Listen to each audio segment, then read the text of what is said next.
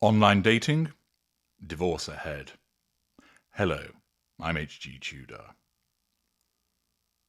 Many of you know that I do not advocate online dating for you. Many thousands of people have consulted with me. They do so because they want my expert input to help them make sense of an entanglement with a narcissist, sometimes more than one. Usually romantic or familial, but it can also be in relation to business, friendships, neighbours, and so forth. It's frequently the case that having assisted someone in their extraction from a narcissist and then the maintenance of their no-contact regime, I then assist them with regard to looking for a new partner. Naturally, this is not something that can be done straight away following the extraction from the narcissist, and I put in place strict measures to assist that person before they're deemed ready to go looking for romance elsewhere. Repeatedly, when I'm undertaking narc detectors or audio consultations, individuals talk about how they met the narcissist on online dating sites, or talking about the possibility of using them, or indeed saying that they have done so. Regular viewers of my work know that I repeatedly tell you ought not to be using them.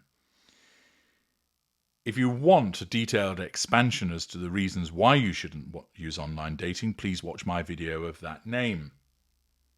For a brief summary, basically, online dating is a hunting ground for narcissists. It's swimming with narcissists. It's like shooting a fish in a barrel for a narcissist. Secondly, even if you're not involved with narcissists, it's full of time wasters. Thirdly, you're unlikely to have a positive experience ultimately because it's an unrealistic environment whereby there are raised expectations on the part of either party, which means the possibilities of success are much reduced. Fourthly, it's actually an unnatural way to meet people. Human beings have not evolved to form romantic attachments this way.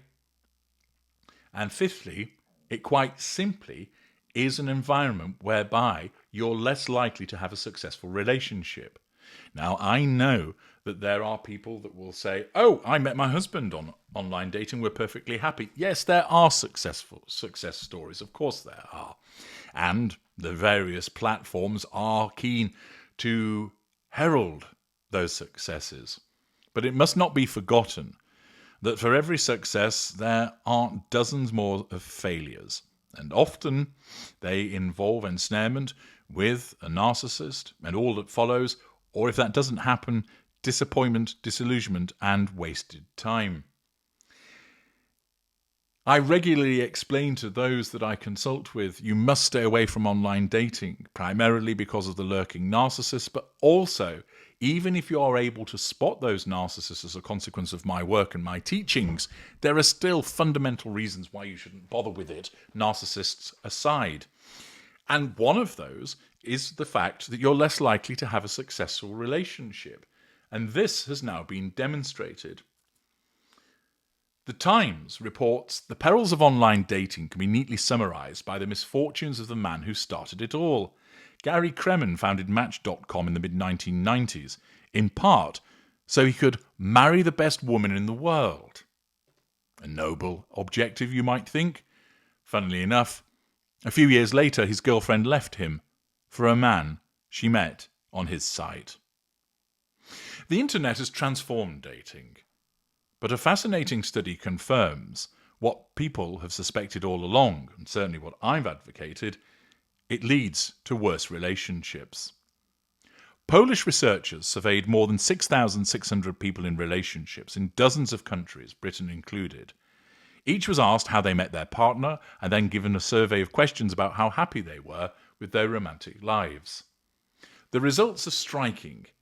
Even when adjusted for other factors, couples who met offline were more satisfied than those who met online. Offline couples were more likely to agree that their partner really understands me, and were more likely to say their relationship was passionate. The biggest difference concerned commitment. Even when adjusted for the length of the relationship, couples who met online were, on average, less likely to view their relationship as permanent than those who met the old-fashioned way. Why is that? Well, in part, because it will include narcissists who are frequent users of dating sites, and therefore they are more likely to regard the relationship as one which is transient because of their lack of accountability. The differences are modest, but statistically significant, not least because at least a tenth of the population met their partner digitally. Like Kremen, the early years of online dating are filled with optimism. Match began life as a digital equivalent of classified ads in newspapers. It was targeted at the affluent, online-friendly target segment of unmarried 25 to 49-year-olds. It was assumed that 18 to 24-year-olds would just keep meeting in bars. Note that it was targeted at the affluent, because another aspect of all of this, which I repeatedly explain to my clients, is online dating isn't about finding love, it's about making money. Initial studies suggested that couples who met online were less likely to separate. Some even suggested digital-first families had higher marital satisfaction than those who met in person. The theory, back then, was that the internet offered access to a vast pool of potential partners, meaning you could be more selective. You had more choice, and therefore you're more likely to find somebody that was compatible with you. You weren't confined, say, to a social circle of 5 eligible people, or a handful of eligible people from your workplace. But that was what was thought then, but the statistics tell a different story. Comparing today's swipe-driven mobile dating with its forerunner is like comparing an iPhone to a rotary dial landline. Research by the Marriage Foundation has found that during the first 5 years of marriage, divorce rates are 7% for couples who meet socially in bars, clubs and nights out. They are similarly low for those who meet their spouse at school or university. Higher for those that meet at work, 13%. But the highest rate of all was among couples who met online. 15% of them were divorced before the 5-year mark. You see, why is this? Well, a very important aspect of meeting somebody in the flesh rather than online is the ability to actually know who that person is, which includes social bonds. Invariably, that person that you met through a family connection, no, I'm not talking about incest, get your minds out of the gutter, but people that met through friendship groups, potentially also, say, through a club or a shared interest, or someone that they met repeatedly walking the dog, they are more likely to have shared connections. There's something there before it became a romantic relationship. But for those that meet online, it's in effect operating in a vacuum. Yes, you may say with your preferences that you've got similar choices, but that's not always accurate. But you also don't have the social cohesion because the friendships have to be built from scratch.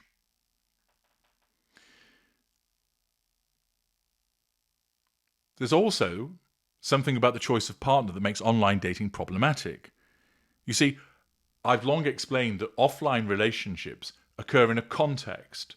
So, for instance, a geographical one, similar passions, favourite subjects, or vocations. People who work in the same industry have been shown to have higher collective well-being. As boring as it sounds, homogamy, getting together with people of similar context to us, is good for relationships, which means meeting people through life rather than online means you're more likely to have the context, and get together with a person that has a similar context to yourself is most likely to be leading to a better relationship. The other aspect, of course, is choice overload. In 2016, researchers split a group of US single people into 2 groups. In one, the online daters were given a pool of 24 candidates to pick from. In the other, they had to choose between 6. Those with more choice were less happy with their pick a week later and were more likely to want to change it. The choice overload has profound consequences. The share of people aged 25 to 34 in relationships has been falling in Britain since 2010. Reduced levels of coupling made it harder to afford homes and have children. Interestingly, according to Ofcom, all 4 of Britain's biggest dating apps, Tinder, Hinge, Bumble and Grindr, had a decline in users between 2023 and 2024 after steady rises up to and including the pandemic. The fact is that with online dating, you're more likely to end up in divorce because you're more likely to end up being ensnared by a narcissist because narcissists use them as hunting grounds. You're more likely to end up with time wasters beforehand, I mean you don't actually get into a relationship. But where you do enter into a relationship with someone, you haven't got the ties that bind in the same way as you would have if you met them naturally. And therefore, this is yet another reason to add to the many that I've explained previously, paramount of which is the involvement of narcissists. You ought not to use online dating. I'm H.G. Tudor. Thank you for listening.